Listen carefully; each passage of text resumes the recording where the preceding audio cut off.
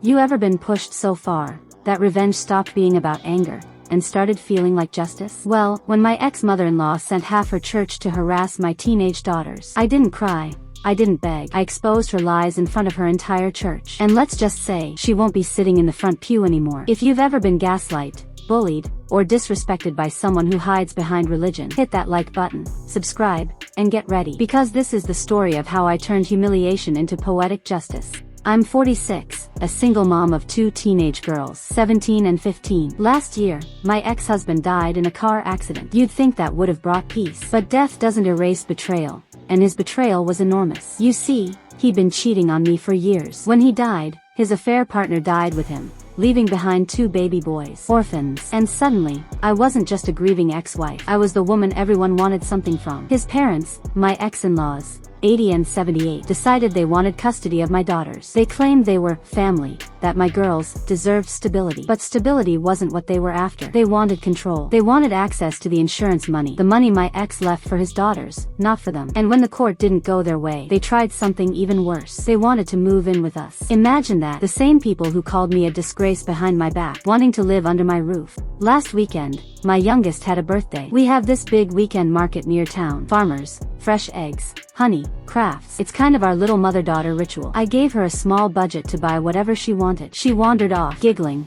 basket in hand. An hour later, my phone rang. Her voice, trembling. "Mom, some women, they're yelling at me." My stomach dropped. I ran. When I found her, she was cornered by 6 elderly women, all from my ex-in-law's church. They were berating her, calling her unchristian, telling her she should go live with her grandparents, that she should be a good big sister to her poor orphaned brothers. Those words, poor orphaned brothers, hit like poison, because my daughters are the ones who found out about their father's cheating. They saw the texts. They carried that trauma. They're in therapy to this day. I stepped in between them. My heart was pounding so loud I could barely hear myself speak. Back, away from my daughter. My older girl rushed to pay for her sister's sweets while I faced those vultures. One of them smirked and said, "You should be ashamed." A good Christian wife would have forgiven him. Obeyed her husband's family. That word, obeyed, I could taste the bile in my throat. I snapped. I told them exactly what I thought of their hypocrisy, loud enough that the market manager asked all of us to leave. They followed me to my car, still preaching. I got my girls inside, locked the doors, and drove away, shaking so hard I could barely hold the wheel.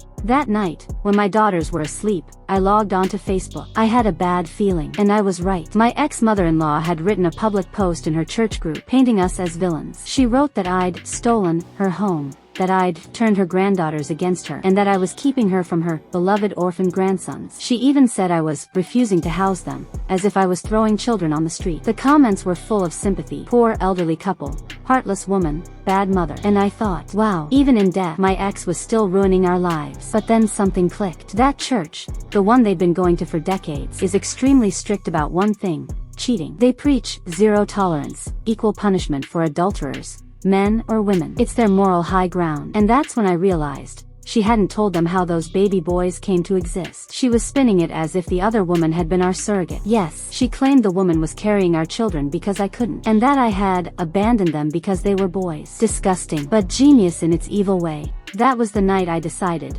no more silence. No more letting these people use religion as a weapon. I still had everything. All the proof from the divorce files. Texts, photos, emails, conversations between my ex and his affair partner, screenshots of his parents encouraging him to cheat, and worst of all, messages where they bullied my daughters. One said, "If you hadn't told your mom, your father would still be alive. You killed him." That message was sent 2 days after his funeral. My hands were trembling when I read it again, but this time, not from fear, from focus. The next morning, I took the day off. I went to a print shop, and I printed everything. Every screenshot, every picture, every vile message, on thick, glossy paper. Then I bought some beautiful white binders, and I spent hours that night creating something poetic. A hymn book of truth. The cover, plain. The first page, a full-color photo of my ex and his mistress, in our living room, kissing. Below it, I wrote the love story of ex-husband's name and mistress name. It looked like something straight out of a church bulletin. Clean, innocent, until you opened it. Sunday morning, I dressed up nice, polite smile, floral dress, nothing suspicious. That church had a table in the back where people who forgot their hymn books could borrow one. No one checks them. So I walked in early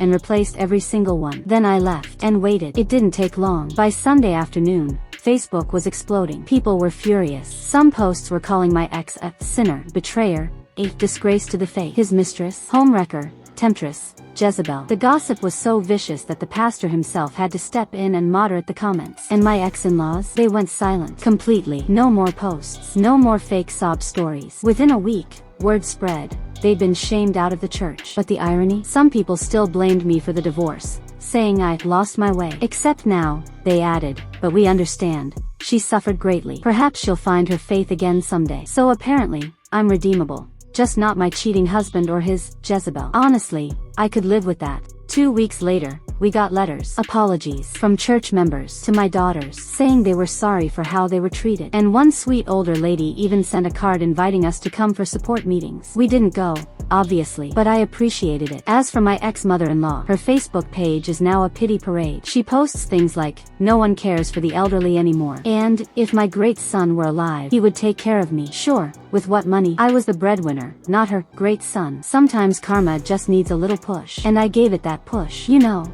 revenge doesn't always have to be loud. Sometimes it's a quiet, calculated truth, laid out so beautifully that it destroys the lies all by itself. My daughters finally sleep in peace. And my ex-in-laws, they finally know what shame actually feels like. If this story made your heart say, yes, justice, hit that like button. Tell me in the comments, what's the most satisfying revenge you've ever seen? And don't forget to subscribe, because every week, someone's getting the karma they deserve.